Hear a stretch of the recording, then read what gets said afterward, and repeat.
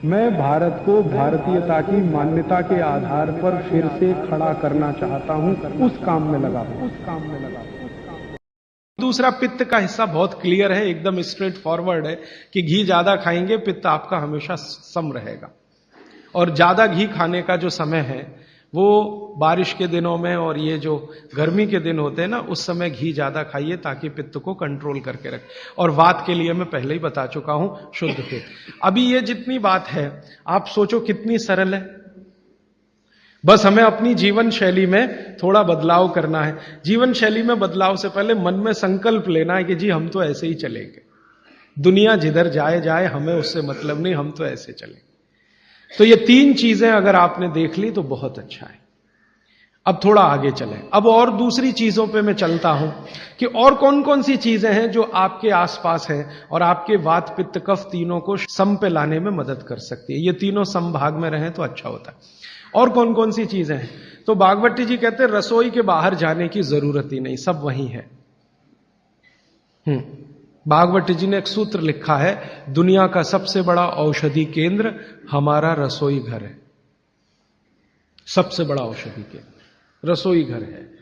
अब दुर्भाग्य से हम रसोई में जिनको मसाला कहते हैं ना, मसाला, वहां मसाला कुछ नहीं है, सब औषधि है। मसाले का और औषधि का अंतर मालूम है? ये मसाला तो शब्द ही भारत का नहीं है, पहले तो ये बता दूंगा। ये अरबिक शब्द है, फारसी से अरबी में आया, अरबी से हमारे घुस गया, हिंदी में और जगह जगह घुस गया। ये विदेशी आए तो ये शब्द भी आया। हिंदुस्तान में 17वीं 18वीं शताब्दी का साहित्य जब मैं पढ़ता हूं तो जब तक मुगलों का राज्य रहा तब तक मसाले शब्द का बहुत उपयोग है। मुगलों के राज्य के पहले एक भी जगह किसी भी शास्त्र में मसाला नहीं है। चरक संहिता पढ़ी मैंने, कहीं भी मसाला नहीं है उसमें। सुश्रुत में कहीं मसाला नहीं है, बागवट की कहीं मसाला नहीं है। पुराने जितने लेखक हुए हैं ना 10वीं शताब्दी के पहले के, कहीं भी किसी ने मसाले शब्द का इस्तेमाल ही नहीं किया। हर जगह है तो औषधि है, औषधि औषधि, जीरा औषधि, धनिया औषधि, ये औषधि के रूप में है। तो इनकी जो प्रॉपर्टीज हैं रसोई घर की, औषधियों की, ये सब आपके चिकित्सा के लिए है। अब मुझे समझ में आता है कि हमारे पुराने जमाने की माताएं बहनें, जो हमारी दादी हैं, नानी हैं, उन्होंने अपनी अपनी बेटियों को जो कुछ सिखाया, सब्जी बनाना तो क्या क्या डालना, जीरा चाहिए, धनिया चाहिए, हींग चाहिए, मात्रा कितनी कितनी चाहिए, वो सब बड़े वैज्ञानिक और चिकित्सक लोग रहे होंगे। क्योंकि रोज हमारे शरीर में वात पित्त कफ की स्थिति सम और असम होती रहती है। आप जानते हैं सुबह जो है ना वात ज्यादा होता है शरीर में, सुबह सुबह, दोपहर को पित्त ज्यादा होता है, शाम को कफ ज्यादा होता है। तो ये पूरे 24 घंटे में ऊपर नीचे होता रहता है। तो 24 घंटे में जो वात पित्त कफ ऊपर नीचे होता रहता है तो सब्जियों में उसी के हिसाब से औषधियां डाली जाती है। जैसे दोपहर की सब्जी बने, दोपहर की, तो मेरी दादी को मैंने देखा था कि दोपहर की सब्जी बनाएगी तो अजवाइन जरूर डालेगी उसमें, और वही सब्जी रात को बनाती थी तो अजवाइन नहीं डालती थी। तो एक दिन मैंने दादी से पूछा कि यही सब्जी दोपहर को मैंने खाई तो इसमें अजवाइन थी, शाम को खाई तो नहीं, क्यों? तो उसने उत्तर तो नहीं दिया। तो उसने कहा मेरी मां ने ऐसा सिखाया। बस बात खत्म हो गई। अब उस समय मैं भी मान लिया कि ठीक है, उसकी मां ने सिखाया। अब जब मैंने काम शुरू किया ये चिकित्सा पर, तब मेरे समझ में आया कि अजवाइन जो है पित्तनाशक है। घी के बाद, देशी गाय के घी के बाद जो सबसे ज्यादा पित्तनाशक दूसरी कोई चीज है तो वो अजवाइन है। और दोपहर को पित्त भड़कता है, आप जानते हैं, और वो स्वाभाविक है क्योंकि खाना खाने के लिए पित्त भड़कना ही चाहिए। तो उस समय अजवाइन डाली जाती है सब्जी में, क्योंकि दोपहर को ही शरीर को अजवाइन की जरूरत होती है पित्त को सम पे लाने के लिए। तो भारत में ज्यादातर माताएं बहनें ये बात जानती हैं कि दोपहर की सब्जी में अजवाइन चाहिए।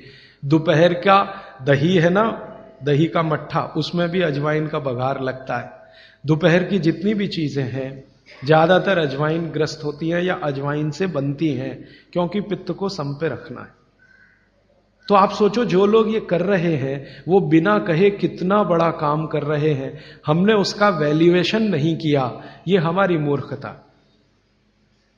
हमारे यहां तो एक बहुत बड़ा दुष्कर्म इस देश में हुआ है। अंग्रेजों के हम गुलाम हो गए, तो सब कुछ हम भूल गए, अपनी चीजें। अंग्रेजों ने जो सिखाया वही हमें याद है। तो हम जीडीपी का कैलकुलेशन करते हैं अंग्रेजों के फॉर्मूले से। जीडीपी निकलता है इस देश का, ग्रॉस डोमेस्टिक प्रोडक्ट। तो मैंने बहुत बार इस देश के अर्थशास्त्रियों से पूछा कि जीडीपी में आप विचित्र विचित्र कैलकुलेशन करते हैं। जैसे भारत की पुलिस है, उस पर जो खर्चा हो रहा है वो जीडीपी का हिस्सा है। अगर चोरियां बढ़ी, डकैतियां बढ़ी, तो पुलिस का खर्च बढ़ेगा तो जीडीपी बढ़ेगा। और प्रधानमंत्री छाती ठोक के कहेगा मेरे जमाने में जीडीपी 10% से ऊपर बढ़ गया। सो व्हाट, पुलिस का खर्च बढ़ गया, माने चोरियां बढ़ गई, डकैतियां बढ़ गई, अत्याचार बढ़ गए, अनाचार बढ़ गए, तो जीडीपी बढ़ गया, तो क्या बड़ी बात है। तो हमारे जो जीडीपी के कैलकुलेशन है बड़े विचित्र हैं। इसमें चोरी हो, डकैती हो, लूट मारी हो तो जीडीपी बढ़ेगा, लेकिन माताएं बहनें घर में जो करती रहती हैं वो जीडीपी में है ही नहीं, कैलकुलेशन ही नहीं है उसका। भारत सरकार कोई कैलकुलेशन नहीं करती कि किसी माँ ने 1 किलो पापड़ बना दिए तो जीडीपी बढ़ा कि नहीं, तो कहते हैं जी मालूम नहीं बढ़ा कि नहीं बढ़ा, क्योंकि कैलकुलेशन नहीं है। किसी माँ ने दाल की बड़ी बना दी 5 किलो दाल की, तो जीडीपी बढ़ा कि नहीं बढ़ा। आपका मन क्या कहता है, बुद्धि क्या कहती है, बढ़ा कि नहीं बढ़ा। किसी ने बड़ी बना दी, किसी ने पापड़ बना दिए, किसी ने कुछ बना दिया, किसी ने गोंद के लड्डू बना दिए, किसी ने मावे का कुछ बना दिया, तो जीडीपी तो बढ़ ही रहा है, लेकिन हम कैलकुलेट नहीं कर रहे हैं उसको, क्योंकि अंग्रेजों के यहां महिलाओं का किया हुआ काम महत्व का नहीं माना जाता। अंग्रेजों के यहां ये जो अंग्रेज जात है ना दुनिया में, ये महिलाओं के किए हुए काम को काम ही नहीं मानती। आपको मालूम है 2000 साल यूरोप में महिलाओं को पुरुषों से हमेशा कम वेतन मिलता रहा, और आज भी है ये कई देशों में। वो मानते ही नहीं कि इनका कोई काम है। क्यों? वो महिलाओं में आत्मा नहीं मानते। हां, यूरोप का सबसे बड़ा दार्शनिक है प्लेटो, वो कहता है कि स्त्रियों में आत्मा ही नहीं होती, आत्मा सिर्फ पुरुषों में होती है। तो स्त्री जो करे वो बेकार है, पुरुष जो करे वही अच्छा है। तो उनके यहां से ये कैलकुलेशन हमारे यहां आ गया कि स्त्री कुछ भी करे तो काम ही का नहीं। तो अंग्रेजों का 200-250 साल जो राज चल गया, उसमें हम सब के दिमाग खत्म हो गए, सोचना विचारना बंद हो गया, तो हमने भी वही मान लिया। मैं अब इसको बदलना चाहता हूं, और मैं ये समझना चाहता हूं और समझाना चाहता हूं कि स्त्रियां जो कर रही हैं वो किसी डॉक्टर से कम नहीं है। बस अंतर इतना है कि डॉक्टर को आप फीस देकर उससे एडवाइस ले रहे हैं, हमारी दादी नानी फोकट में वही एडवाइस दे रही है, धनिया खाओ, जीरा खाओ और ये अजवाइन खाओ, आपके पेट की गैस खत्म हो जाएगी। और ये 3500 साल से वैसे का वैसा ही है, अजवाइन खाओ तो गैस खत्म होती ही है। कभी भी आप करके देख लो। आप में से किसी को भी बहुत गैस बनती हो, पेट में एसिडिटी की तकलीफ हो, आज से शुरू कर दो। आप खाना खाया तो उसमें ध्यान रखो अजवाइन ज्यादा रहे, दाल में, सब्जी में, वगैरह वगैरह। और अगर नहीं कर पा रहे हैं तो खाना खत्म करते ही थोड़ी अजवाइन खा लो। अजवाइन ज्यादा तकलीफ ना कर दे, उसका बैलेंस है काले नमक के साथ, तो थोड़ा अजवाइन और काला नमक मिला के हर खाने के बाद खा के देख लो। 3 दिन में ना आपकी गैस बंद हो तो आप जो कहो मैं हारने को तैयार।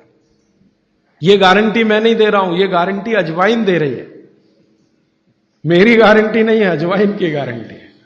तो वो कहते हैं बागवट जी कि पित्त को सम रखने के लिए हमारे रसोई में घी के बाद जो दूसरी चीज है वो है अजवाइन। दोस्तों, सबसे पहले तो चैनल सब्सक्राइब करें, फिर लाइक, कमेंट और शेयर करें, और हाँ, हमारा एंड्रॉयड ऐप डाउनलोड करना ना भूलें।